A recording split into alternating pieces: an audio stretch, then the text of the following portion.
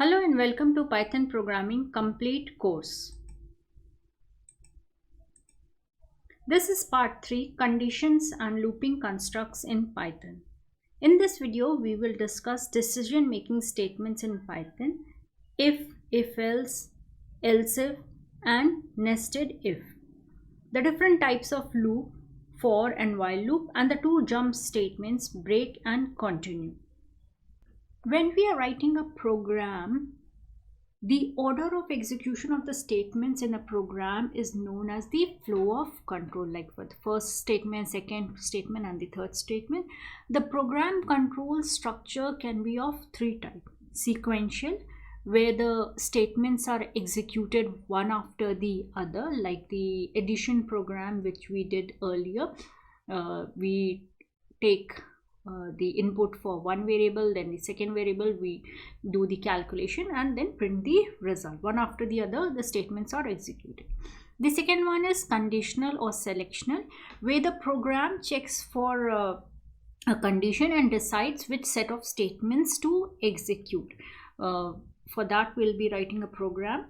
The next one is looping or repetition, where a set of statements are executed n number of times. So talking about the decision making statements in Python, where we check for a condition. The first one, there are four types of decision making statement. The first one is if statement. Let us open a program for if statement. If statement checks for a condition, and if the condition is true, the block of code or the indented statement following the if are executed. For example, we have a program in place where we are taking the input from the user, a number from the user, and using if statement we are checking whether it is greater than 1000 or not. So the syntax is simple.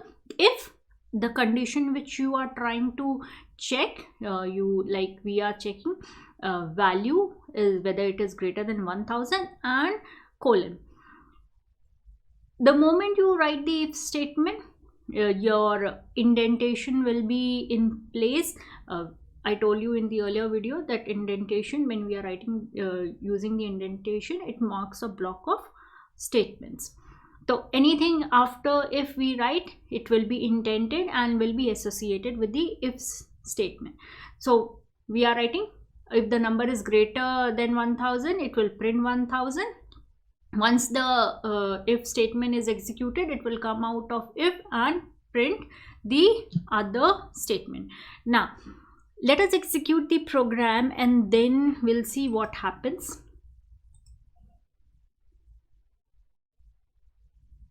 It is asking me for a number. I write 234 and press enter. It is telling me the number is less than 1000. It did not go inside the loop to print the other statement. Why? Because the number is less than 1000. Let us again execute the program, and this time we will give a value greater than 1000. You can see it is checking for the condition using if. Value is greater than 1000. Yes, it is greater than 1000. It is printing number is greater than 1000. Correct. And when it comes out of the loop, it is printing number is less than 1000, which is wrong. We do not want this. So in such cases, what we do is we make use of the if-else statement, which is a variation of if. The same program can be written using if-else statement. If-else statement, if the condition is true, the block of statement with the if statement is gets executed, and if the condition fails, the block of statement with associated with else gets executed. Same program is in place. We are again taking a value. We are checking whether it is greater than 1000. Yes, it is greater than 1000. It will print 1000, greater than 1000. If it is less than 1000, it will come in the else part and print whatever we are trying to print in the else part. Let us execute it. Same data I am entering. Number is less than 1000. This time let us give a value of 1200. The number is greater than 1000. Only one statement is getting printed when we are making use of if and else. If we have more than one condition to check, then we can make use of if-elif-else statement. Now, using if-elif, multiple conditions can be checked. For example, we have a program in a place where I'm trying to take input for a color. If the color is red, we are printing weight. If it is, then instead of going directly into else, we are checking another value. If it is Y, ready. If it is green, then go. And if it is not any of these, then it comes in the else part and tells me it's a wrong color which is being entered.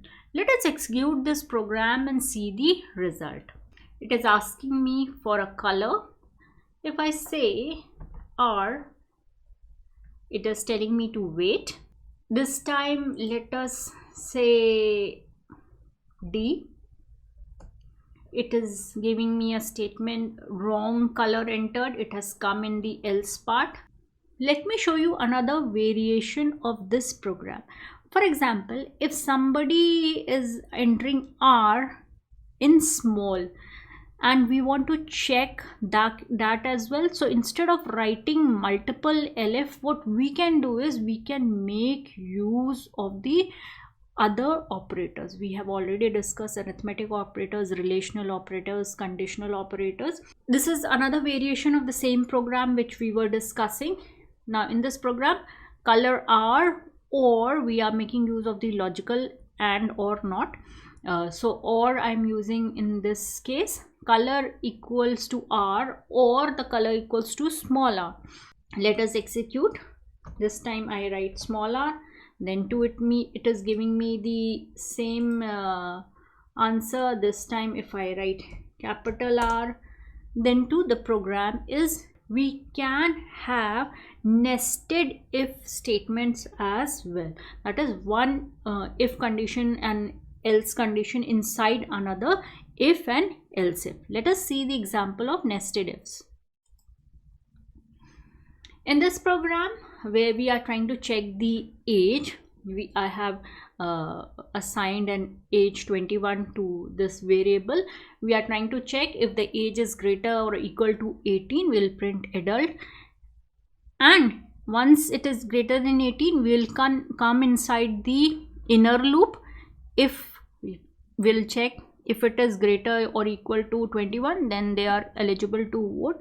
If the person's age is less than 18, it will come in the outer else, and there we have another if else statement where it will check for whether the person is a teenager or a child. Let us execute this program. I'm not taking input from the user. I'm just typing in since the age is 21, it comes here, it is greater than 18, it comes inside, it is printing, it is eligible to vote. Let us change it to 18 and then execute. It is printing only an adult. Let's change it to 14 and then execute the program. You can see it is greater equal to 14, and it is giving me an answer. The person is a teenager. So you can have multiple ifs or you can have nested if statements as well. Moving on to looping constructs or repetition, which are also called iteration, in which a set of statements are repeated a number of times based on a condition. In Python, we have two types of loops, for loop and the while loop. In this program, we are making use of for loop, which checks the control variable each time whether all the items or in the range are exhausted or not, and when done, the control is transferred to the statements immediately after the for loop to the statements which are present. So the syntax is for, we will check for a condition and then the colon. For I in this particular string which we are trying to assign to this I. And if we execute it, you can see the result. It will take up the first character, print it. The loop will go to the second character, it will pick up, print, and so on. We will see another variation of the for loop. Like for example, this loop where we are making use of the range function. Now range returns a sequence of numbers starting from 0 by default and increments it by 1 till it reaches the end of the specified number which is written inside the bracket. For example, we have written for I in range 1 to 6, that is we are specifying a starting number 1 and we are giving an ending number. When we are using range, the last or the stopping digit which we assign, it is excluded. So the for loop will run for 5 times only. Let us print the result. Number 1, the starting digit which we have assigned is 1. So 1, it will increment 2, 3 and up to 5, and the last digit 6 is being excluded. The same thing can be done using just specifying the stopping position, and then the loop will start from 0. Let's see that. For example, in this one, for I in range 6, it will start with 0. If I execute this program, you can see it is starting from 0 and going till 5, and 6 has been excluded. Next looping construct which we have is the while loop. Now while loop executes a block of statement repeatedly as long as the condition is true. For example, the same program I am using, but it's written in a different way using the while statement. While first of all we have assigned an initial value to I. It is starting with 1 and it will go up to 6, that is it's less than 6, so it will be repeated 5 times. It will check while I is less than 6. Yes, I is less than 6. It will print 1. It will increment the value of I. Second time again the condition will be checked. It will be printed, and for 5 times it will be repeated. Now since it is indented, this is the block of code associated with while, so these 2 statements will be executed. Let me run the program. You can see 1, 2, 3 and 4 and 5. Now nesting of loops can be done where a loop contains another loop. You can have a while loop inside a while loop. You can have if and for inside a while loop. So anyway, as per your requirement, you can nest these statements together. When we are writing a program, there are certain times when we want to skip some statements in the program. So in Python we have 2 types of jump statement which enable us to come out of the loop or skip some statements in the loop. So the first jump statement which we have in Python is the break statement, which terminates the current loop and starts executing the statement immediately after the loop. I'm making use of the same program where we were trying to print the numbers from 1 to 5. We have an increment variable I, and we are checking whether it is less than or equal to 5 or not.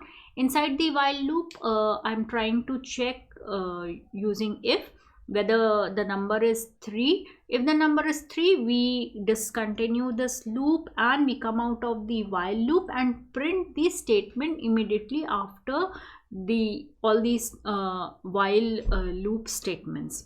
That's after whatever is statements are present after the while loop block. Let me execute this program. See, first is 1 is being printed. It checks it's not 3. Print again, since the value of I is 2, it prints 2. It goes back, the value of I is 3. yes, the condition is being met, it breaks and comes out of the while loop and immediately prints out of the loop, and the loop is being terminated. The next statement is the continue statement, which skips the execution of the current iteration and jumps the control to the next iteration and then executes the rest of the statements. For example, the same program, in this also we are trying to check whether the counter is 4 or not. If it is 4, we continue with the rest of the iteration, we skip 4 and print the rest of the values. Let me execute. You can see we started with 1, yes, we got 1, 2, 3, yes, it has printed 3. The moment it prints 3, the value using this statement, the value is being 4. It comes here, it checks, yes, it is 4. So inside this I have incremented the value once more, 5, made it 5. So 4 is not printed, but it continues with the next iteration. Yes, it is 5 and it prints 5, executes the rest of these statements and comes out of the loop. So in this session we have discussed the decision making statement if and variations of if else, else if, the looping statement for and while, and the 2 jump statements break and continue. Hope you found the session helpful. Stay tuned for upcoming videos and thank you for watching.